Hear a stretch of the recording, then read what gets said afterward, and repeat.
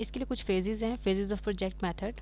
वो क्या क्या होंगे वो देखो कि project method teaching involves 3 phases. Basically 3 phases होते हैं इसके। नंबर 1 फेज में क्या होगा कि teacher builds an interest in the topic by encouraging students to share personal relevant stories that act as guideline to help formulate questions to investigate. पहले phase पे क्या करते हैं, टीचर जो है अपनी कोई लाइफ हिस्ट्री या कोई भी स्टोरीज़ इर्द गिर्द से भी लेके वो सुनाई जा सकती हैं बच्चों को किसी भी कॉन्सेप्ट के बारे में, ताकि बच्चों में मोटिवेशन और इनकरेजमेंट जो है वो डेवलप हो, और उनमें वो कुछ क्वेश्चन जो हैं वो उनमें जिनके ज़रिए से वो इन्वेस्टिगेट्स कर सकें, वो करने के काबिल हो जाएं। फेज़ 2 में क्या होता है कि teacher enable students to go on field trip.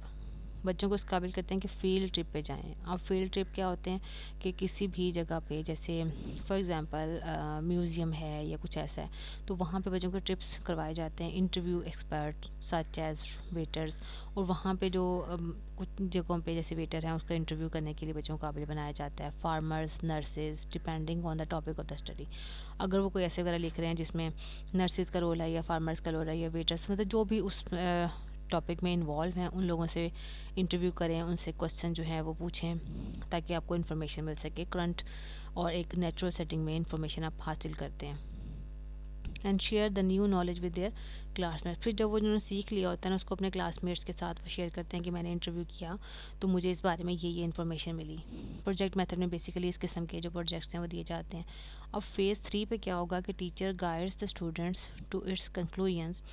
वो गाइड करेगा स्टूडेंट्स को कि इसके क्या असरात हो सकते हैं, इसका रिज़ल्ट क्या हो सकता है, and helps the children review their achievements.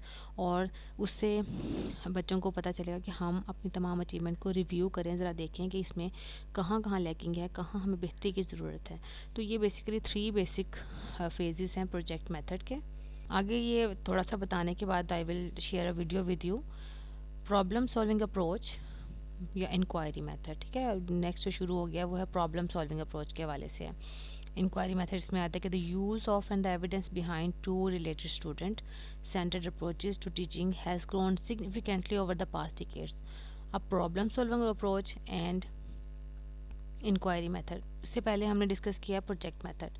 अब कि ये 2 मेथड जो है ना वो बहुत ज़्यादा इंपॉर्टेंट है। लाइक प्रॉब्लम सॉल्विंग, प्रॉब्लम जब सॉल्व करना है तो जाहिर सी बात है हम इंक्वायरी कर रहे होते हैं, उसमें इन्वेस्टिगेट करते हैं, चीज़ों को आइडेंटिफाई करते हैं। Each of these terms define the type of learning environment, और इसमें से हर टर्म जो है वो लर्निंग इन्वायरमेंट को डिफ़ाइन कर रही होती है, किस किस्म का हमारा लर्निंग इन्वायरमेंट है that is similar to one and दूसरे के साथ मिलता जुलता है इंक्वायरी और उसमें ना, but has over time been defined slightly different. लेकिन उसको हम थोड़ा सा जो है वो डिफरेंटली डिफाइन करते हैं इंक्वायरी को और प्रॉब्लम सॉल्विंग को।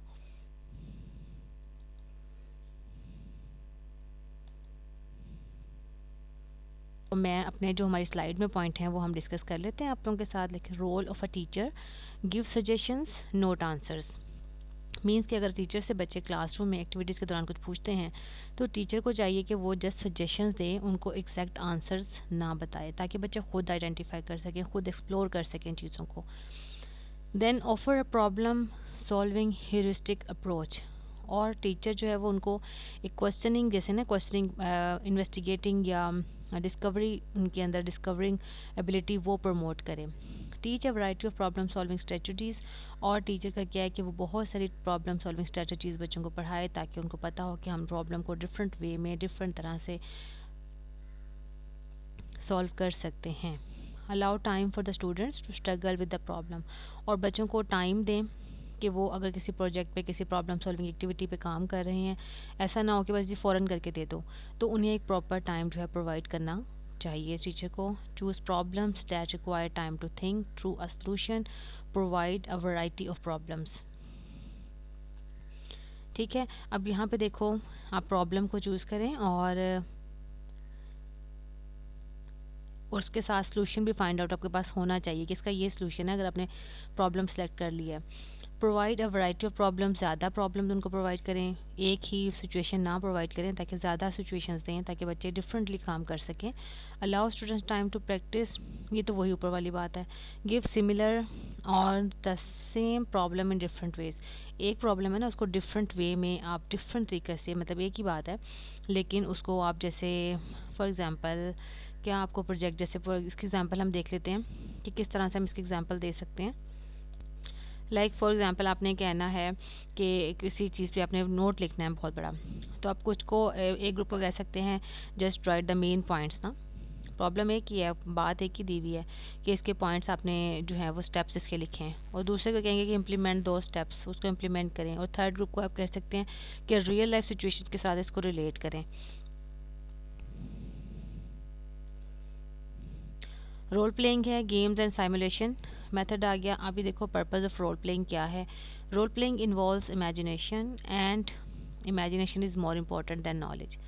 अब जो हमारा रोल प्ले होता है ना, उसमें इमेजिनेशन शामिल होती है। हमारे पास नॉलेज है लेकिन हमारी इमेजिनेशन उससे ज़्यादा इंपॉर्टेंट है, क्योंकि नॉलेज लिमिटेड होता है, और to all we know and understand while imagination embraces the entire world. लेकिन हमारा जो नॉलेज है ना, वो बस लिमिटेड सा होगा, जितनी क्लास में हमने पढ़ा, जितनी बुक्स पढ़ी, जो कुछ देखा, बस वही। लेकिन हमारी इमेजिनेशन जो होती है ना, वो पूरी वर्ल्ड को ले लेती है। हम अपने ख्यालों में कहीं से कहीं पहुंच जाते हैं। तो and all there ever will be to know and understand. और फिर हम क्या करते हैं कि तमाम दुनिया में हम उसको समझ भी सकते हैं, अपने ख्यालों में उसके साथ इंटरेक्ट भी कर सकते हैं। तो ये अल्बर्ट आइंस्टाइन ने दी थी स्टेटमेंट कि हमारी जो नॉलेज है वो लिमिटेड होता है, लेकिन इमेजिनेशन बहुत दूर तक जाती है। और इफेक्टिव रोल प्ले के जो प्रिंसिपल्स हैं वो ये हैं कि as a teaching technique role playing is based on the philosophy that meaning are in people not in words और सिम्बल्स। जब आप रोल प्ले करते हैं ना, एक थोरेटिकल फॉर्म में चीज़ आपके पास लिखी हुई है, पूरा ड्रामा लिखा हुआ है, तो आपको उस तरह से वो चीज़ समझ में नहीं आएगी। जब आप उसको एक्ट करेंगे, रोल प्ले करेंगे, उसी तरह से वो करेक्टर्स परफॉर्म करेंगे उन सब चीज़ों को, तब वो बहुत क्लियरली इस तरीके से समझ आ जाएगी। इसी तरह ये कह रहे हैं कि जो रोल प्ले है ना, उसकी फ़िलासफ़ी ये है कि मीनिंग्स आर इन पीपल, लोगों में भी मीनिंग है, ना कि वर्ड्स में और सिम्बल्स में।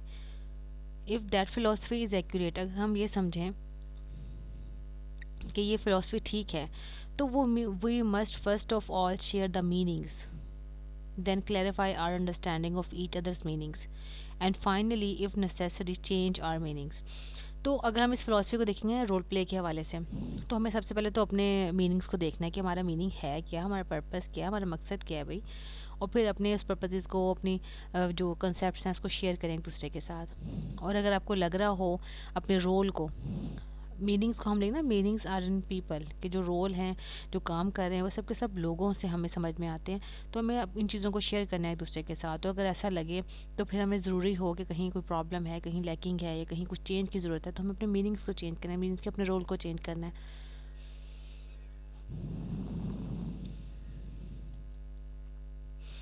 बेसिक रोल प्ले प्रोसीजर्स क्या हैं। Prepare class for role play. आप नंबर 1 पे पहले क्लास को प्रिपेयर करें, देन उन्हें पूरी क्लियर इंस्ट्रक्शंस प्रोवाइड करें। एक्ट आउट रोल प्लेज, उसके बाद जो है एक्ट आउट जो है वो रोल प्ले करते हैं, स्टूडेंट परफॉर्म करते हैं उनको। Developing interpersonal skills and teaching styles. Interpersonal skills, अच्छा, इंटरपर्सनल और इंट्रापर्सनल जो है उसमें मतलब फ़र्क होता है। इंटरपर्सनल ये होता है कि जो लोग दो से ज़्यादा लोगों के दरमियान में होते हैं, लेकिन इंट्रा जो होती है दैट्स ओनली, मतलब 2 के उसमें होती हैं, 2 के दरमियान उसका कंपटीशन किसी भी तरह से हम चल रहा होता है। तो इंटरपर्सनल के लोगों के दरमियान बातचीत के लिए आप किस तरह से जो है वो आप भी देखें, fostering personal relationship with student के साथ पर्सनल रिलेशनशिप फोस्टर करें। डेवलपिंग इंटरपर्सनल स्किल्स, और इंटरपर्सनल स्किल्स जो हैं वो डेवलप करते जाएं। So these are the your lesson number 4। So standard now.